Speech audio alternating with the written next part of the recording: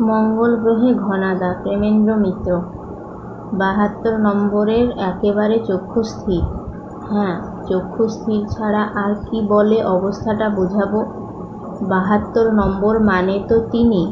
ওই নম্বরের বনমালী নস্কর লেনের একটি বেশ বয়স্ক বাড়ির তেতলার টঙের ঘরে যিনি বেশ কিছুকাল বিরাজ করেছেন। আসল তিনি, আর ভাও হিসেবে আমরা কজন। তা সেই তেতলার টঙের ঘরের তিনি মানে একমেবা দ্বিতীয়ম। ঘনাদার সঙ্গে আমাদের মানে শিবু, শিশির, গৌর ও আমার চক্ষুস্থির তো তখন বটেই। চক্ষুস্থির না বলে চক্ষু চড়ক গাছও বলা যায় অবশ্য। আর আমাদের তালিকাটা একটু সংশোধন করে শিশিরকে বাদ রাখা যায়। শিশির তখন সত্যি অনুপস্থিত। শিশির থাকুক বা না থাকুক, আমাদের চোখের অবস্থায় তাতে হেরফের কিছু অবশ্য হবার নয়।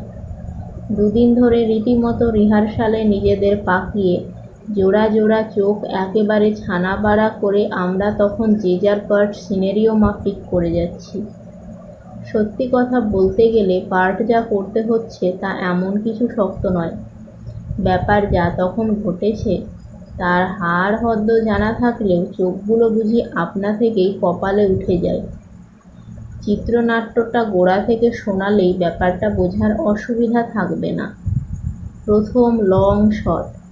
৭২ নম্বরের বনমালী নস্কর লেনের তেতলার টঙের ঘরে যাবার ন্যাড়া সিঁড়ি।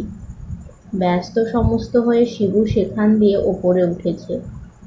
শিবু তেতলার ছাদ পর্যন্ত ওঠার পরই কাট। তারপর ছাদ থেকে ক্যামেরা শিবুকেই ধরে প্যান করে টঙের ঘরের ভেতর। সেখানে পাতা তক্তপোষের ওপর গৌর ও আমি বসে অবাক হয়ে শিবুর দিকে তাকাচ্ছি, আর ঘনাদা ওই তক্তপোষেরই অন্য প্রান্তে আমাদের দিকে পিছন ফিরে বসে অত্যন্ত মনোযোগ দিয়ে একটি ছোট আয়নায় নিজেকে নিরীক্ষণ করছেন। পরের শটে অ্যাকশন, মানে যাকে বলে খেল শুরু। ব্যাপার কি? শিবুর বিমূঢ় জিজ্ঞাসা। ৭২ নম্বরটা হাসপাতাল হয়ে উঠল নাকি? হাসপাতাল? সে আবার কি? গৌর ও আমি উঠে কি দাঁড়িয়ে পড়েছি তখন। হাসপাতাল না হলে এত ডাক্তার, বদ্যি, যন্ত্রপাতির আমদানি কেন? আর চোখে ঘনাদার দিকে তখন একবার তাকিয়ে নেওয়া হয়ে গেছে। না, শিবুর ভগ্নদূতের পার্টটা একেবারে বিফলে যায়নি। ঘনাদার